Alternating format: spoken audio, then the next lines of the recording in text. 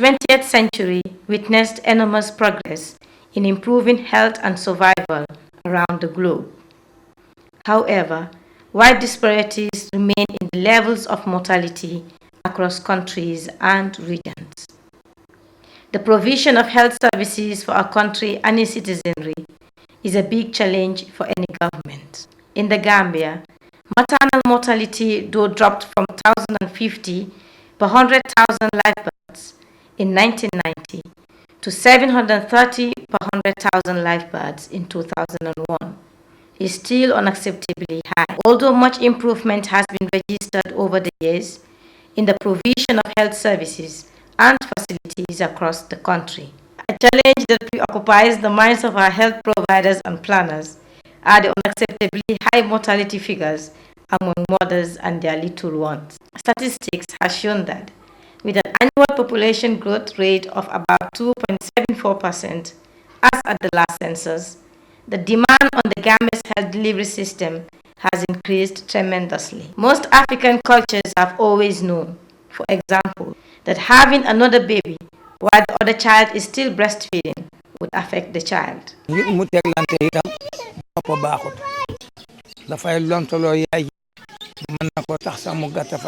Family planning refers to the action couples take to have the desired number of children when they are wanted. The concept of family planning is not new in the Gambia. Precisely. In fact, it came at a very historic time also in the history of the Gambia. Because as you would recall, we gained our independence in 1965. And the tentative attempts at doing something about modern family planning also began soon after. So, of course, like any other revolutionary idea, it met stiff resistance. One, it was started by Dr. Palmer. We all know in the Gambia, majority are Muslims. So to some, it was mainly like a Christian sort of movement because most of his friends then who volunteered to pioneer were mainly Christian. So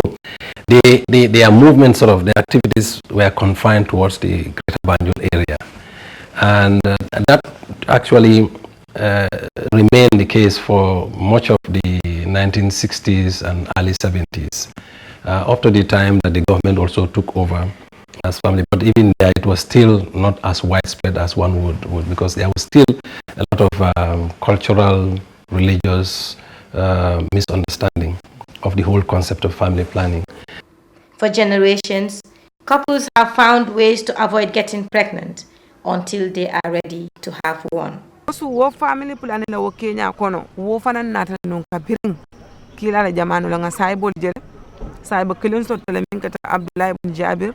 ako modo nata kila kanne no atanda ko ntede nga jom muso sotol adu yalon sariya to wotu mo jom muso italo ma diati nyame kaka wala nyam ako nga jom muso sotol andun ka futu nyoyale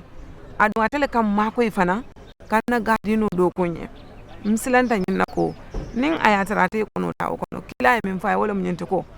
ise ku kenole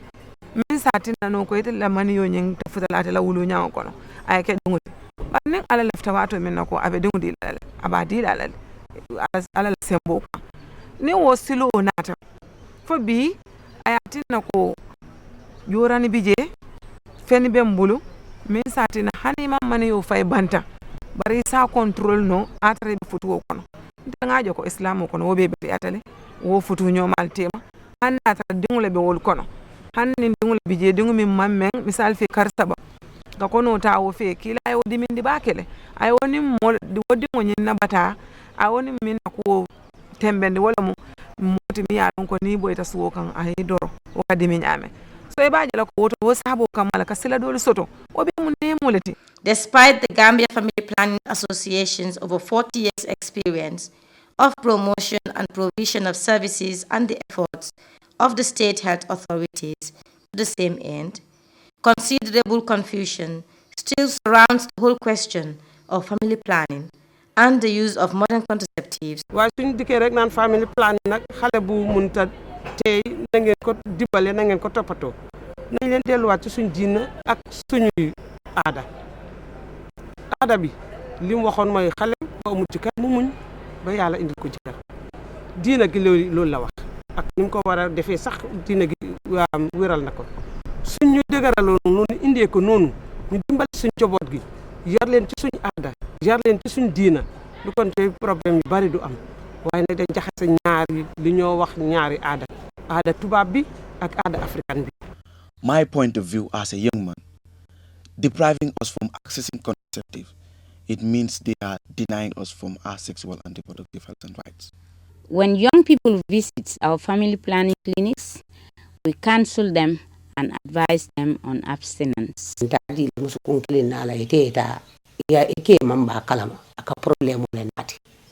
Kadumbiri ngadu ji kaira kono incident ki makakyata nata dunyo ko ngadu family plan punse susundro keno je nata dunya nyelen dunta je bar birin dunta je fanan defa flo jada saha soto jele ndimo fanan nga soto je andun ninki fanan nyomo yobungo kono. In my view, family planning is ani ama fo wulu balia wo ni lefta wulo le si wulu anytime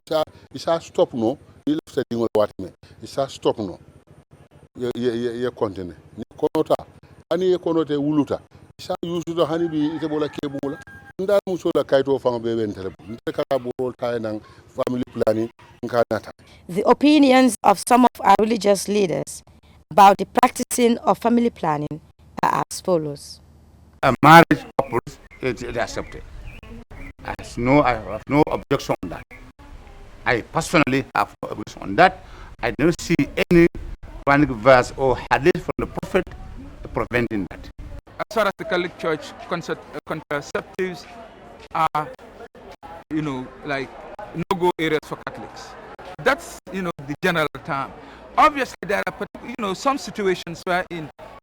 like we must listen to the medical personnel to tell us, like, what it is for. And it is from that angle that you come to say, yes, like, from this point of view, we'll allow it. But, like, it will have to do with question of life and death. And, like, there must be a grave reason for it to be used and, you be told, yes, you are on the right track. So, min jawyata family planning. Wala mo nyenti ko follow joron no mini ke tamandi. O joron no mini fawon ya dada. Wala jama sonta ko joran kilinti je mi yalon ka save 100%. Family planning ko nga fo nyemen a kotommente wala ka ko kambe on yeta kyoni ma musoti mo ka jamfandiro kenyola. Akwana fon afana awfala momna ko أولاد مثلا والوالدات يرضعن أولادهن حولين كاملين لمن أراد أن يتم الرضاعة. ولا ولا مسلم بالنت دون سوسن دي سني فلا ميانكو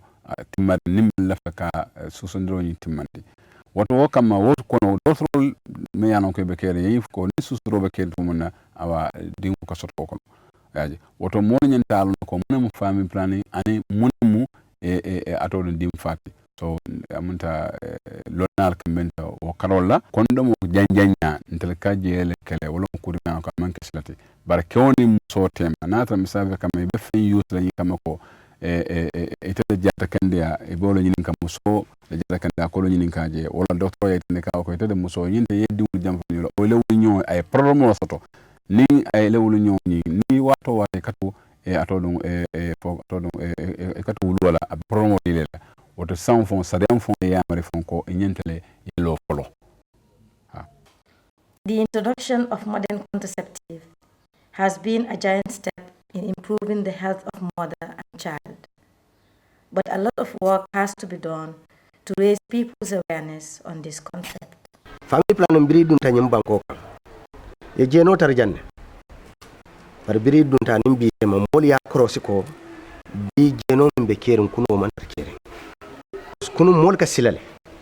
chawsi sila ninni muso jeno ke ngadi soto muso sila ninni chawi jeno ke ngadi soto bar bi be katar lari na 100% ko onsi muso jeno no ngadi soto muso fanan sila lari ko onsi jeno ke no ngadi soto so malo bunda kamunta yo biti moliye ko moliye ko te malo soto mala misala am go se sukuru ne ñëpp dañ ko jëriñoo ci soo ci mooni ci ataya loo ko def mu ne dañ ko dee defi sanka di ko naan loolu ñu ngi ñëw pour yàq deri school family planning dem noonu la family planning ñëw pour fa de family planning dafa ñëw pour defar toppatoo njaboot sorlante njur def góor ak jigéen nekk benn ñu mën a am nekk am mbégte am jàmm te procès sorlante structure yi family planning lii la ñëwee ak nga yàgga taxaw nga war am doom ñu dimbale la nga am doom waaye family planning ñëw pour caaxaan. su ñëwee ci family planning alquran dafa ñëw direct tudd lu ñuy tuddee family planning def leen nangam so saa yoo xamee ne nag mbir dafa xew te alquran adresse ko wala sunna adresse ko direct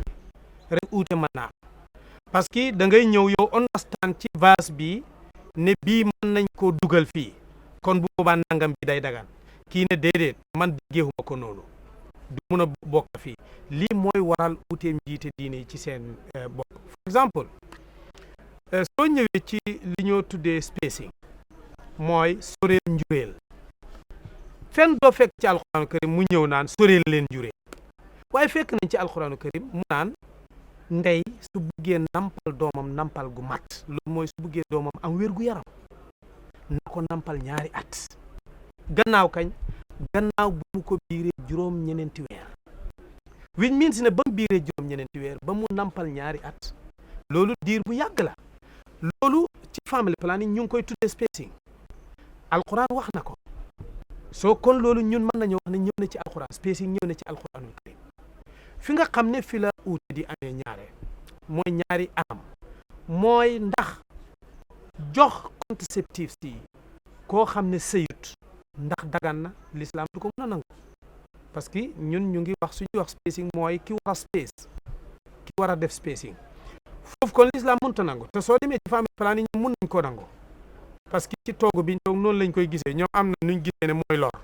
waaye ñun foofu ñu ngi gis lor gi lay dabi ëllëg àllaaxira mooy punishment balaa ñoo seet sax doom ji ngay am ak lor gi lay def ci àddina kii nag mu ngi xool lor ak àddina gi kële mu ngi xool lor ak àllaaxira suñu ñëwee ci yeneen bunte yi moo di nit ki nga xam ne dafa bëgg limite number of family bi nga xam ne moom la bëgg am foofu su fekkee ne doomu aadama bi li la ko tax a def mooy da ngay ne parce que su ma ko amee su ma juree doom du ma am lu ma leen dundalee su boobaa dañuy wax ne sa intention boobu l'islam nanguwu ko waaye yow ci sa bopp personnel xam nga sa man-man nga gis ne definitely li ma am sax mënuma ko attan nga decide ci sa bopp ne man fii laa koy émale wala damay xaar ba nangam ma doog a jural loolu incha allahu taala dafay dagan ci l'islam parce que doom ji ñëw ak ñi fi nekk yëpp dañoo am ay rights yoo xam ne l'islam moo leen ko jox te yow baay ji lañ ko teg mënuloo fulfill rights yi nga war a indi yokkaati lor bi te fekk doom bi nekkagu fa doom bu fi nekkagut loolu incha allahu taala man ci suma gis-gis l'islam bañu ko da koy nangu.